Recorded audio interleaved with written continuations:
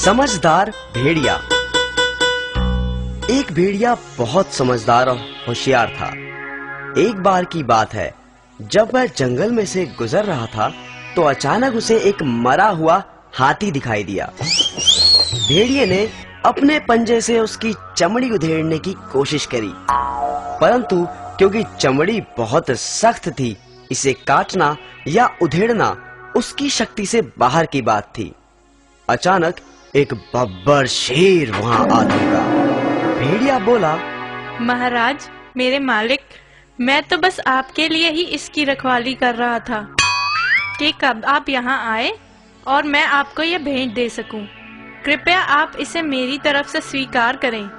बब्बर शेर बोला, तुम्हारा धन्यवाद, परंतु तुम तो मेरा स्वभाव जानते ही हो कि मैं किसी दूसरे के द्वारा किए गए शिकार को स्वीकार नहीं करता। मैं अपनी खुशी से तुम्हारी ये भेंट तुम्हें सौंपता हूँ। और बब्बर शेर अपने रास्ते हो लिया। परंतु मुसीबत अभी खत्म कहाँ हुई थी। अब एक साधारण शेर वहां आ पहुंचा। वह झट से बोला, चाचा जी, आप यहाँ मौत के मुंह में कहाँ घूम रहे हैं? क्या मतलब? चाचा जी, इस हाथी को बब्बर शेर ने मारा है और मुझे इसकी रखवाली के लिए रख छोड़ा है। जाते जाते राजा जी मुझे यह हिदायत दे गए थे, अगर कोई शेर इधर उधर से गुजरे तो मुझे सूचित कर देना। अब मैं इस जंगल के सारे शेरों का खात्मा कर दूंगा। इतना सुनते ही शेर की हवा सरक गई। उसने कहा, मेरे प्यारे भतीजे, अब तो तुम ही मुझे बचा सकते हो। अगर मेरे बारे में तुम राजा जी को सूचित नहीं करोगे तो मैं बच जाऊंगा। अच्छा, तो मैं खिसकता हूँ। यह कहते हुए शेर रफू चक्कर हो गया। उसके जाने भर की देर थी कि एक चीता वहां आन पड़ा।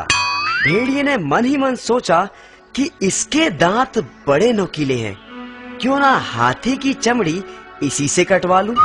बस फिर क्या था, वह झट से बोला, क्यों भांजे, कहाँ रहे इतने दिन? बड़े समय से नजर नहीं आए। और क्या बात, बड़े कमजोर और भूखे लग रहे हो। देखो, यह जो हाथी है इसे बब्बर शेर ने मारा है। मुझे इसका ध्यान रखने के लिए कहा गया है। परंतु यदि तुम इस हाथी का स्वादिष्ट मांस खाना चाहते हो तो जल्दी से इसमें से चीर कर खा जाओ। परंतु जल्दी करना, कहीं राजा जी ना आ जाएं।